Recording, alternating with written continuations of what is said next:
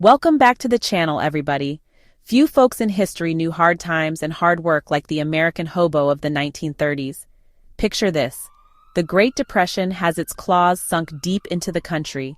You're out of work, you've lost everything, and your only option is to hit the road, hop a freight train, and hope for the best. These were the hobos, the walking symbols of resilience in the face of absolute hardship.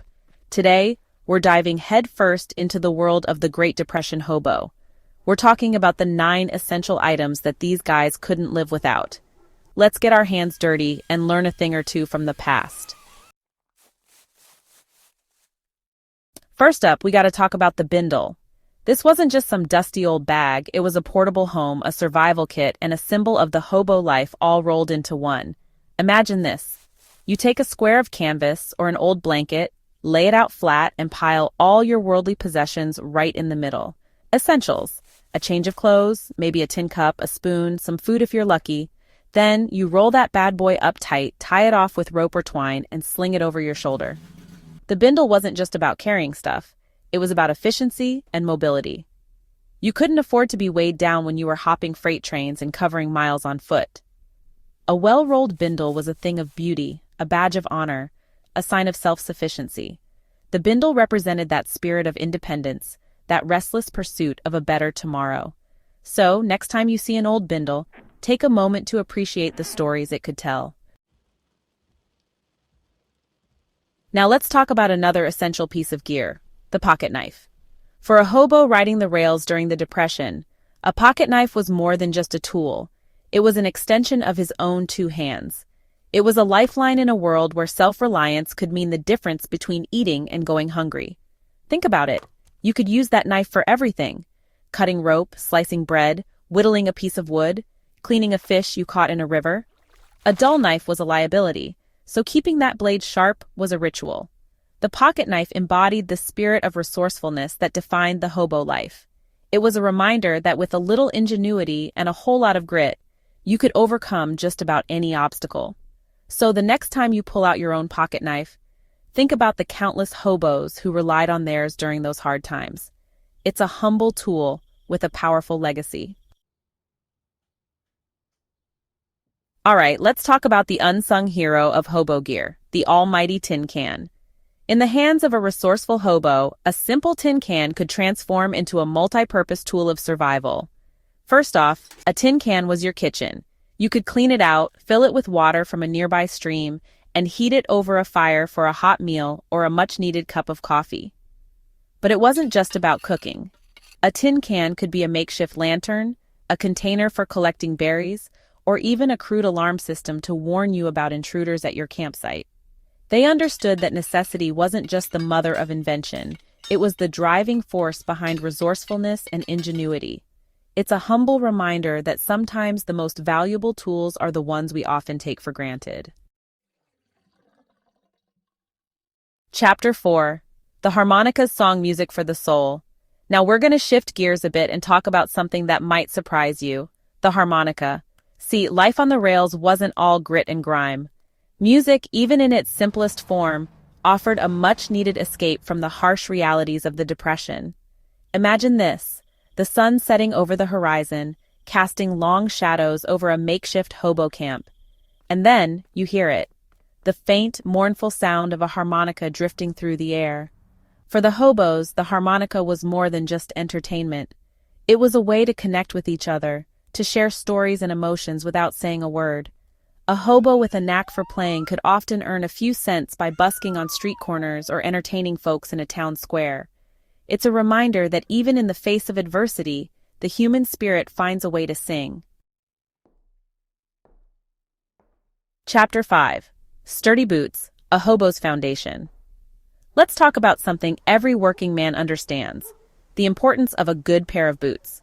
And for hobos riding the rails during the Depression, a sturdy pair of boots wasn't just important, it was absolutely essential. These guys were covering serious ground, walking for miles along dusty roads and rocky rail lines.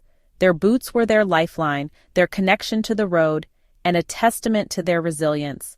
Hobos took pride in their boots. A well-worn pair of boots wasn't just footwear, it was a badge of honor, a symbol of the miles traveled and the hardships endured. The next time you lace up your boots, think about the hobos who walked for miles in theirs, chasing opportunity and a better tomorrow. Chapter 6. Fire, the hobo's lifeline. Now let's talk about a basic human need: fire. In the world of the 1930s hobo, fire was more than just a source of warmth. It was a lifeline.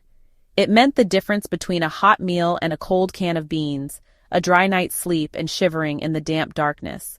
Every hobo worth his salt carried the means to make fire. Matches were precious, hoarded and traded like currency. But many relied on a more primitive method: flint and steel. The ability to make fire was a fundamental skill, passed down from one generation of hobo to the next. It connected them to their ancestors, to a time when fire meant survival. So the next time you light a candle or build a fire in your fireplace, take a moment to appreciate the power of that flame. Chapter 7. The Railroad Map, a hobo's roadmap to opportunity. We've talked about the gear, but now let's talk about the hobo's world, a world crisscrossed by steel rails that stretched across the vast American landscape. And for a hobo on the move, a railroad map or timetable wasn't just a guide, it was a lifeline. These maps weren't just about geography, they were about understanding the rhythm of the rails, knowing when and where to catch a ride and which lines to avoid. A hobo who could read a map like a sailor could read the stars. Well, he was a valuable asset. He could guide his fellow travelers, avoid trouble spots, and increase their chances of finding work or a warm meal. The railroad map was a symbol of the hobo's nomadic life, a reminder that the road was their home, and opportunity was always just a train ride away. Let their journeys inspire you to explore new horizons, to embrace the unknown, and to remember that the world is full of possibilities waiting to be discovered. Chapter 8. The Spoon, a symbol of sharing and survival. All right, let's talk about an item so simple, so ubiquitous that we often take it for granted: the spoon. But for a hobo riding the rails during the Depression, a spoon wasn't just a utensil. It was a symbol of resourcefulness, community, and sometimes even survival. Now, these weren't your fancy silver spoons, mind you. We're talking about sturdy metal spoons, often cobbled together from whatever they could find. A spoon was your primary eating tool. It was perfect for scooping up beans from a can, savoring a bowl of soup, or digging into whatever meager rations you managed to scrounge up. Hobos would often share their spoons, passing them around a campfire as they swapped stories and offered each other comfort. It was a gesture of trust, of solidarity in the face of hardship. Remember the hobos who relied on their spoons for sustenance and solace, and let their resourcefulness inspire you. Chapter 9. The Water Flask, a hobo's lifeline. Finally, let's talk about the most essential element of all: water.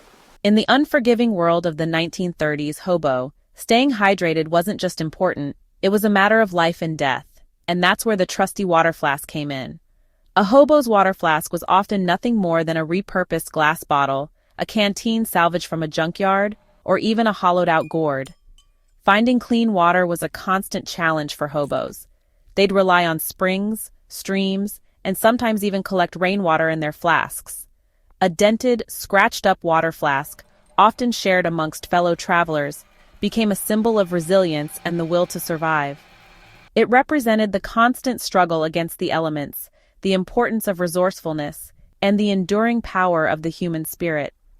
Let their story remind you to never take water for granted and to always appreciate the simple things in life. As we've seen, the life of a 1930s hobo was about making the most out of very little. They were masters of resourcefulness, turning discarded items into essential tools and finding ingenuity in the face of adversity. These 9 items were more than just tools. They were lifelines, extensions of their own 2 hands, and testaments to the power of the human spirit to adapt and overcome. They carried the weight of dreams and the hope for a better tomorrow. So let's carry a piece of that hobo spirit with us. Let's remember the lessons they taught us about resilience, resourcefulness, and the importance of community.